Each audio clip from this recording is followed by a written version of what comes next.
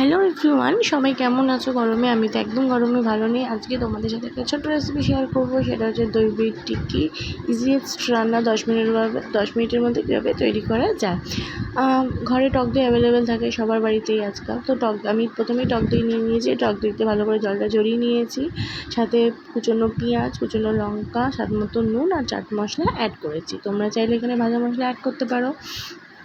তারপরে নিয়ে নিয়েছি পাউরুটি। ঘরে 4টে পাউরুটি অ্যাভেলেবেল ছিল, তো পাউরুটি চারিদিকটা আমি কেটে নিয়েছি। তারপরে ভালো করে দইয়ের মিক্সচারটা ভালো করে মিক্স করেছি। তারপরে আমি সেই দইয়ের মিক্সচারটা আমি পাউরুটির মধ্যে দিয়ে দিয়েছি। তারপর দিয়ে আমি আরেকটা পাউরুটি দিয়ে চাপা দিয়ে দিয়েছি। আর যাতে বেরিয়ে না যায়, যার জন্য আমি এখানে জল ইউজ করেছি। জল দিয়ে পাউরুটির চারিদিকটা আমি জল দিয়ে আটকে দিয়েছি, যাতে কোনো রকমভাবে দইটা বেরিয়ে না যায়। খুব ইজিয়েস্ট রান্না, 10 মিনিটের মধ্যে হয়ে যায়। সব বাচ্চাদের স্কুলের টিফিনের জন্য, ইভিনিং স্ন্যাক্সের জন্য তো খুবই ভালো। তারপরে কড়াইতে তেল গরম করতে দিয়েছি। কড়াইতে তেল গরম করার পর আমি ব্রেডটাও দিয়ে দিয়েছি। এই রান্নাটা করতে খুব বেশি হলে 10 মিনিট লাগে, বেশিক্ষণ লাগে না। পুরো রান্নাটা আমি লো ফ্লেমে করেছি।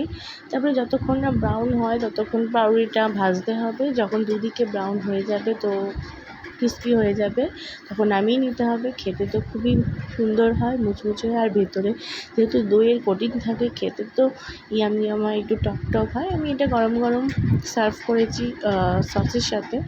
আমার এই ফুল ভিডিওটা তোমাদের কেমন লাগলো অবশ্যই জানিও। আর তোমরা বাড়িতে একবার হলেও এটা রান্নাটা ট্রাই করো, আশা করি তোমাদের সকলের ভালো লাগবে। আর আমার ইউটিউব চ্যানেল আছে রিয়া বড়ুয়া, আমার ইউটিউব চ্যানেলকে লাইক করতে ভুলো না, সাবস্ক্রাইব করে দিও।